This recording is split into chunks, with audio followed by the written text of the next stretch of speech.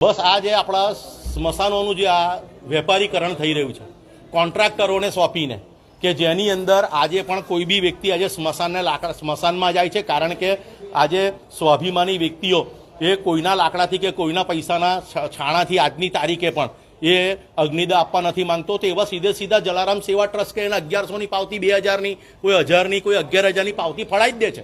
બરાબર, એ તો વડોદરાની અંદર ચાલતી સિસ્ટમો છે.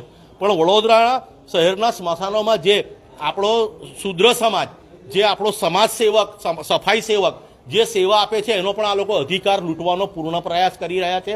અને કોઈ દિવસ સ્મશાનની અંદર વેપારીકરણ ન હોય અને દરેક વડોદરાના શહેરોથી, કારણ કે વિરોધ પક્ષ જેવી તો ભૂમિકા રહી નથી, કારણ કે વડોદરાથી ખૂબ મોટો ઘોર અપરાધ થઈ ગયો છે કે આપણે વિરોધ પક્ષને વિરોધ કરવાને લાયક રાખ્યો નથી, એમને સંખ્યાબળ પૂરું નથી પાડી શક્યા. એટલે આ લોકો તકલદી નિર્ણયો વડોદરા પર ઠોકવાનો પ્રયાસ કરે છે.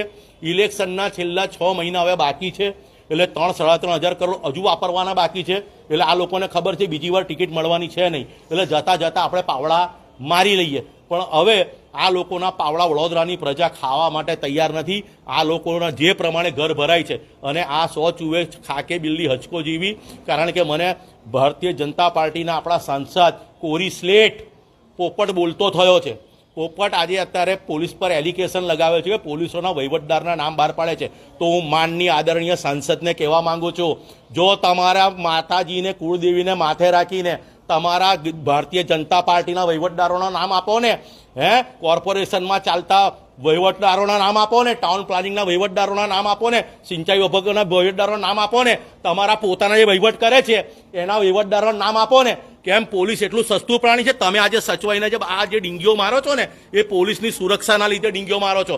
જ્યારે વડોદરામાં પૂર આવ્યું હતું ને, ત્યારે વડોદરા શહેરના સેવા સદન પાસે 80થી 100 ફાયર બ્રિગેડ નહોતા, ત્યારે 1000થી 1200 પોલીસમેનોએ આજે પોતાની ફરજ સાઈડમાં મૂકી અને સેવાનું કામ કર્યું છે, ફાયર બ્રિગેડનું કામ કર્યું છે.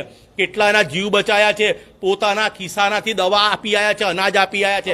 ત્યાં તો તમે બિરદાવ્યા તો નથી, ત્યાં તમે બિરદાવ્યા નથી. પણ વડોદરાની જનતા આ બધા તમારા પરાક્રમો જોઈ રહ્યા છે. તમે વિષય ભટકાવવા માંગી રહ્યા છો.